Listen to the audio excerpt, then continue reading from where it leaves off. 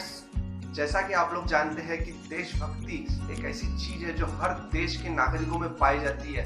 हर देश का व्यक्ति अपने देश से प्रेम करता है। इसलिए ये चीज हमें बहुत जानना जरूरी है कि जब हमारे देश में अगर कोई फॉरेन्स के लोग आते हैं, जो टूरिस्ट आते हैं, तो हमारा आचरण और हमारा व्यवहार उनके साथ ऐसा होना चाहिए कि वो लोग अपने देश जब जाए तो भारत की महानता के गुणगान गाए। तो दोस्तों, मैं एडवोकेट पवन चौहान स्वागत करता हूँ आप सबका मेरे मोटिवेशन स्टोरी में। तो आज की हमारी कहानी का टाइटल है जापान के युवक की देशभक्ति। तो जी हाँ दोस्तों, एक ऐसा ही किस्सा, जब हमारे देश के लोग बाहर गांव जाते हैं तो वो भी उस देश से कुछ ना कुछ लेकर ही आते हैं। तो ऐसे ही स्वामी राम तीर्थ जब जापान गए थे, तो जापान में रेल से यात्रा कर रहे थे। उस दौरान उनका एक नियम था कि वो सिर्फ फलों का ही आहार करेंगे।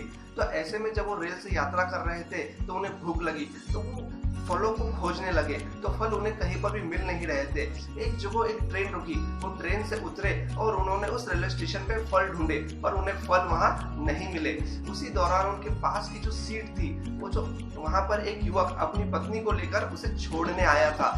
उतने में स्वामी राम तीर्थ ने ऐसे ही कह दिया कि लगता है जापान में अच्छे फल नहीं मिलते, इसलिए यहाँ मुझे फल दिखाई नहीं दे रहे। उस युवक ने जब स्वामी राम तीर्थ ने उनसे ये बातें सुनी तो अपनी पत्नी के साथ जो वार्तालाप कर रहा था, उस वार्तालाप को उसने मध्य में ही छोड़कर वो वहां से भागा और दौड़कर रेलवे स्टेशन के एक बहुत दूर कोने या किनारे के पास एक फलों की बहुत बढ़िया सी दुकान थी। वहां से एक टोकरी भर के फल वो ले आया और उसने स्वामी राम तीर्थ को दे दिए। स्वामी राम तीर्थ को पहले तो ये लगा कि ये युवक फलों का विक्रेता है, तो उन्होंने उस फल के दाम पूछे, पर उस व्यक्ति ने कहा, उस युवक ने कहा कि रहने दीजिए स्वामी, हमें इसके दाम नहीं चाहिए।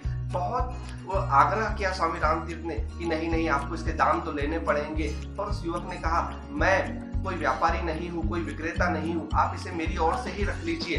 मगर बहुत आग्रह करने पर आखिरी में वो जो युवक था वो मान गया, पर वो दाम लेने के लिए नहीं माना दोस्तों। उसने क्या कहा, उसने स्वामी राम तीर्थ से कहा कि स्वामी जी, आप मुझे दाम न दीजिए, बस देना है तो इतना दीजिए कि जब आप अपने देश भारत लौटे तो भारत में किसी से ये ना कहिएगा कि जापान में अच्छे फल नहीं मिलते, उनसे ये कहेगा कि यहाँ बहुत अच्छे फल मिलते हैं। तो मोरल ऑफ द स्टोरी ये थी दोस्तों, उसका आचरण ऐसा था कि ये बात जापान से भारत तक पहुंची और भारत में जापान के लोगों की महानता पता चली।